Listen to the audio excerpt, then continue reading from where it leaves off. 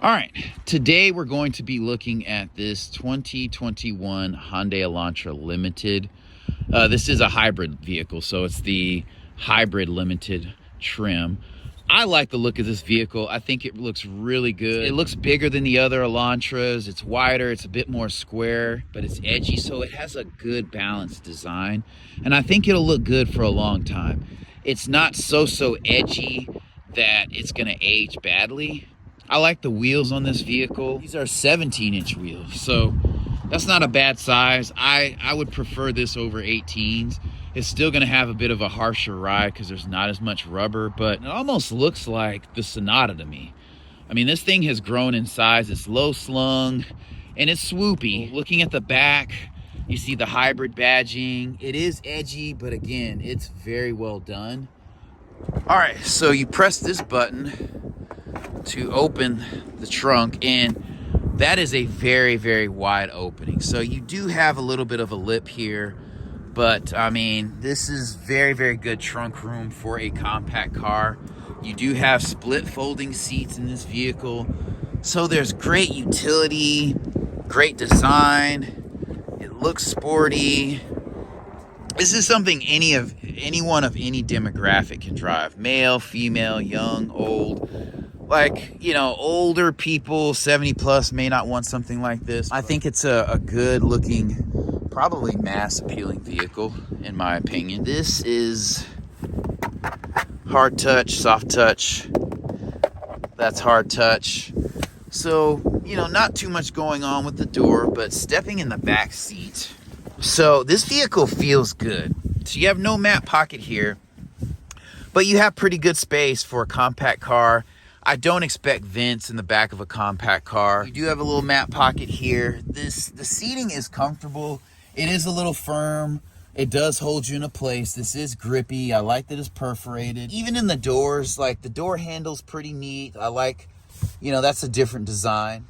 And you do have a different texture in here. This is soft touch. And so you have your drink holder there, and the grill for the speakers kind of built into the door. Looking in the cabin, I love this digital display. This looks like a very modern, well put together vehicle.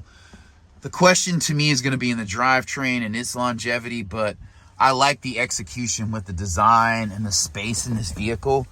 I would not want to put more than, you know, 2 adults back here. 3 would be very uncomfortable. You don't have great visibility back here, but it's a newer vehicle. I don't know what they call this vehicle's color, but I think this candy red is a good look. The doors feel solid, just like any other vehicle. They don't feel like a premium car, but they don't feel cheap. I wish there was some kind of trim here, but I get it. You know, this is gonna be a, you know, plastic speaker grill, but that's okay. You have memory seats in this vehicle. So this could be leather. This is soft touch. Again, this is gonna be foamy. This is hard touch. So they're only gonna give you so much in, you know, an Elantra. I love the digital display here. I feel like it looks good. You have lane keep assist here. I wish the steering wheel was a flat bottom. If you're gonna put all this in here and make it look sporty, it should be a flat bottom, but it is a good size. You can see the display well through it. You have heated and ventilated seats, so the Limited does give you that. You have navigation. You know, the ease of use is there. These buttons are very straightforward. I like the use of the vents in here. I like this striping going through here. I think that is actually an LED strip that lights up, so that's pretty dope at night. That'll look clean. You do have a tilting steering wheel. It does not telescope. And then your windshield wipers are here, and your headlights are here on this stock. So that's not bad. Lane keep assist, forward, radar cruise control, collision warning probably. These cup holders are in a good place. You do have a electronic parking brake. This selector right here is just easy to use. Charge ports are very accessible back here. You do have wireless charging down here, so that's pretty dope.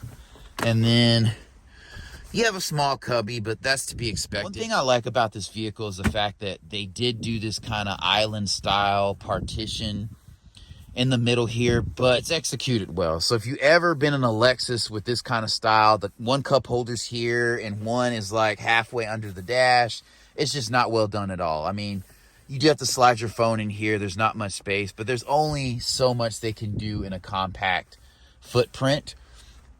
These seats are comfortable. They're grippy, they're bolstered, they're perforated. I have no complaints about the seat.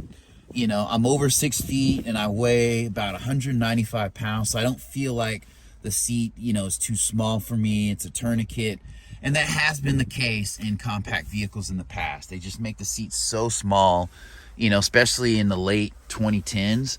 This is going to be hard touch right here. This is hard touch as well. This is going to be hard. I like the use of piano black around to trim these areas. I think it's well done. So overall, I mean, this is a good looking vehicle, and this is it, to me, an excellent compact car option. So you do have incandescent lighting in here, which, you know, is what it is. You do have lighting for your mirrors here, so that's a pretty good size mirror. It does slide out, so that's a great touch. It doesn't feel like you're sitting super low in this vehicle. You know, it's a medium ride height for a compact car, so I don't feel like I'm standing up from sitting on the floor. That's pretty cool. I like the, you know, the size of the grille here. I like that they have this Hyundai badge. On some Kias, those traditional badges fade super fast. This hood has some weight on it.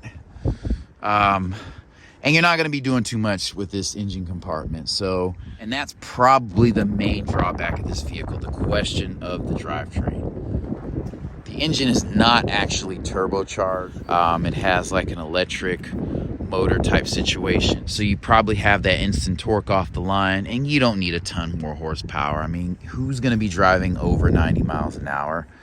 Not in the US, you're not really.